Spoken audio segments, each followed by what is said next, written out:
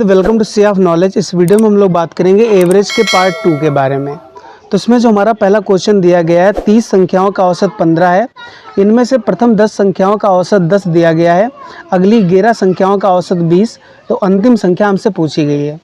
तो सबसे पहले हमारे पास जो औसत का फार्मूला होता है योग बटे संख्या। तो सबसे पहले हम लोग योग निकालेंगे।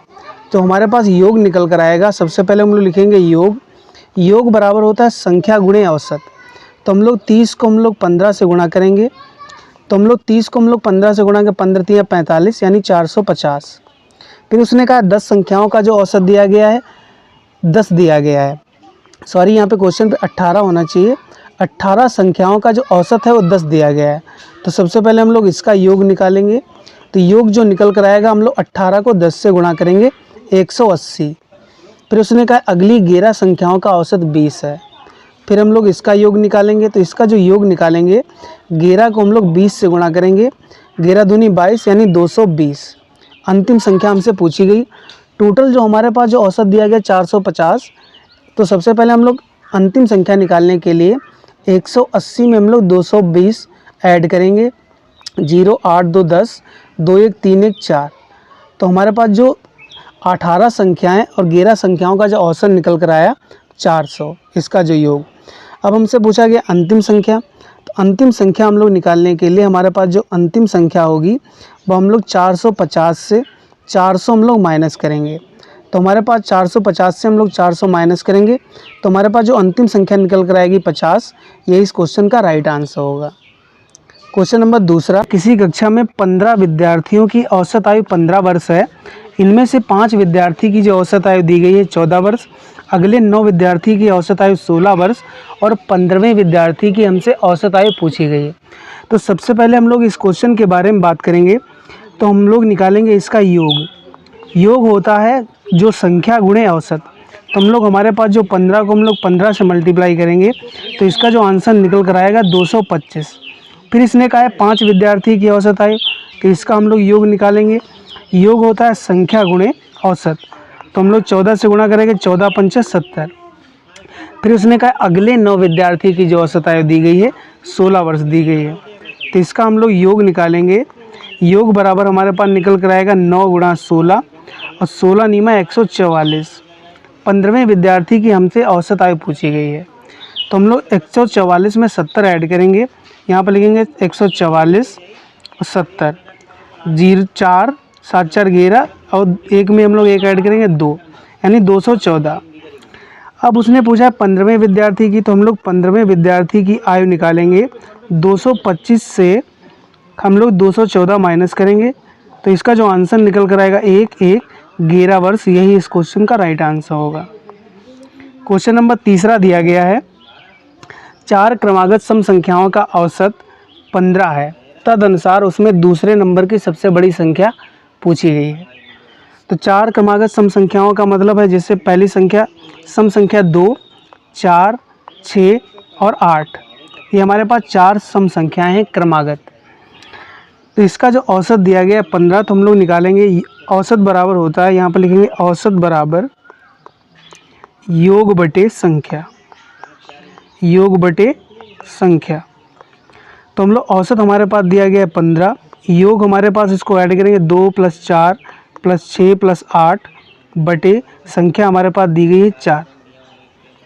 तो हम लोग इसको निकालेंगे। 15 चक्कू 60 का जो मान निकल कर आएगा 6 4 10 8 18 2 20 यानी 20 यूनिट का जो मान निकल कर आएगा 60।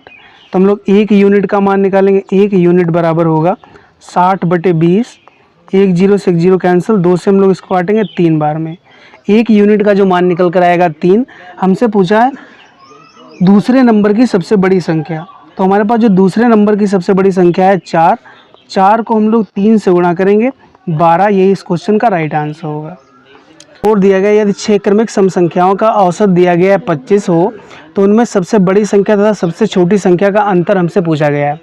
तो ऐसे क्वेश्चन को सॉल्व करने के लिए हमारे पास जो औसत दिया गया है 25, इसको सबसे पहले हम लोग मिडल में रखते हैं 25। अब उसने पूछा 6 क्रमिक सम संख्याएँ। तो हम लोग इधर बढ़ेंगे 2। एक संख्या होगी 25, दूसरी जो सम संख्या इसके बाद निकल कर आएगी 26। 26 के बाद निकल कर आएगी 28 और 28 के बाद निकल कर आएगी 30। इधर हम लोग बढ़ेंगे, एक संख्या जो निकल कर आएगी 24, एक संख्या निकल कर आएगी 22 और एक संख्या जो निकल कर आएगी 20। 1 2 3 4, 3 4 5 6, ये हमारे पास 6 संख्याएँ निकल कर आई। पहली संख्या 20, 22, 24, 26, 28, 30, इसका जो औसत दिया गया वो दिया गया 25। ऐसे हम लोग इस क्वेश्चन को सॉल्व करते हैं।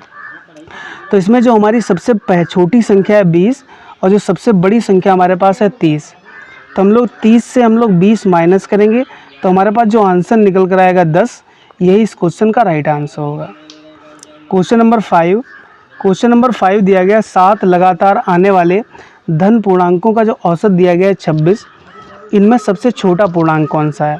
तो सबसे पहले हमारे पास जो औसत दिया गया है इसको उठाएंगे, यहाँ पर लिखेंगे मिडल में बीच में 26। उसने कहा 7 लगातार, तो 7 लगातार का मतलब है इससे बढ़ेंगे हम लोग 27, 28 और 29। इधर हम लोग बढ़ेंगे 25, 24 और 23। संख्याएं हम लोग गिनेंगे 1 2 3 4 5 6 7, ये 7 क्रमागम जो संख्याएं दी गई, इसका जो औसत दिया गया है 26। अब उसने पूछा इसमें सबसे छोटा पूर्णांक कौन सा होगा, तो जो सबसे छोटा पूर्णांक है 23, इसको हम लोग डायरेक्टली लिख सकते हैं 23, यही इस क्वेश्चन का राइट आंसर होगा। 4 लगातार आने वाली सम संख्याओं का औसत दिया गया है 27, उनमें सबसे बड़ी संख्या कौन सी होगी। तो सबसे पहले हमारे पास जो औसत दिया गया होता है उसको हम लोग मिडल में रखेंगे 27। 4 सम संख्याएँ तो इधर हम लोग 2 इधर बढ़ेंगे, यानी एक सम संख्या होगी 28, एक होगी 30। इधर हम लोग बढ़ेंगे, एक संख्या हमारे पास आएगी 26 और एक हमारे पास आएगी 24। ये हमारे पास 4 संख्याएं सम संख्याएं हो गई। इनका जो मिडल का जो औसत दिया गया है 27, सबसे बड़ी संख्या हमसे पूछी गई तो सबसे बड़ी संख्या इसमें है 30, यही इस क्वेश्चन का राइट आंसर होगा।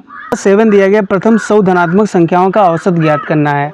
तो सबसे पहले हमारे पास यदि जो पहली संख्या 1 से हमें बढ़ना है 100 तक, यदि संख्याओं के बीच का जो गैप होता है यानी डिफरेंस होता है 1 होता है, यानी अंतर समान हो, तो उसके लिए हम लोग एक फार्मूले का यूज करते हैं औसत निकालने के लिए, पहली संख्या प्लस अंतिम संख्या बटे 2। तो हमारे पास जो पहली संख्या दिया गया है 1 और अंतिम दिया गया है 100 बटे 2। 100 में हम लोग 1 ऐड करेंगे 101, 101 को हम लोग 2 से डिवाइड करेंगे तो इसका यानी 50.5, यही इस क्वेश्चन का राइट आंसर होगा।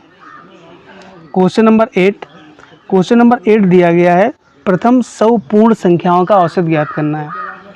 पूर्ण संख्याएं ज्ञात करने के लिए हमारी जो पूर्ण संख्याएं शुरू होती हैं 0 से और 100 संख्याएं पूछी गई तो हमारे जो लास्ट संख्या होगी वो 99 होगी, क्योंकि हम लोग 0 से काउंट करना शुरू करेंगे। तो हम लोग लिखेंगे 0 से 99।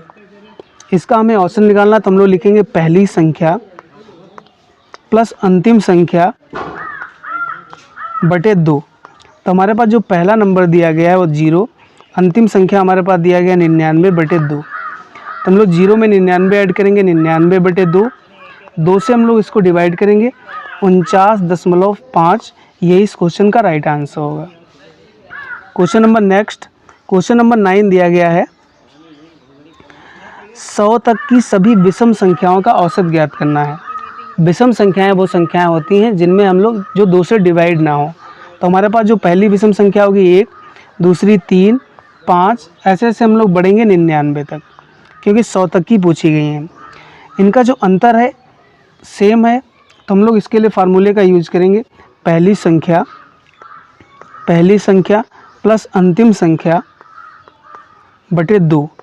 तो हमारे पास जो पहला नंबर दिया गया 1, लास्ट में हमारे पास दिया गया 99 बटे 2। 99 में हम लोग 1 ऐड करेंगे 100 बटे 2, इसका जो औसत निकल कर आएगा 50, यही इस क्वेश्चन का राइट आंसर होगा। क्वेश्चन नंबर 10, क्वेश्चन नंबर 10 दिया गया है प्रथम 10 संख्याओं के वर्गों का औसत ज्ञात करना है। वर्गों के औसत को निकालने के लिए हमारे पास फार्मूला होता है n+1 ब्रैकेट 2n+1 बटे 6। तो हमारे पास संख्याएं दी गई, प्रथम 10 संख्याओं के वर्गों का औसत ज्ञात करना है। तो सबसे पहले हम लोग इस फार्मूले का यूज करेंगे, बराबर हमारे पास जो पहली संख्या 10 + 1, n की जगह पर हम लोग संख्याएं रखते हैं 2 × 10 + 1 बटे 6। 10 में हम लोग 1 ऐड करेंगे 11, 10 दूनी 20, 1 21 बटे 6। इसको हम लोग डिवाइड करेंगे 3 से, इसको काटे 3 दूनी 6, 3 × 7 = 21, 11 × 7 = 77 बटे 2 2 से हम लोग इसको काटेंगे, 2 तियाँ 6, 2 अठी 16, 2 पंचे 10। तो इसका जो आंसर निकल कर आएगा 38.5। यही इस क्वेश्चन का राइट आंसर होगा। यदि वीडियो पसंद आए तो चैनल को प्लीज़ सब्सक्राइब करें। Thank you.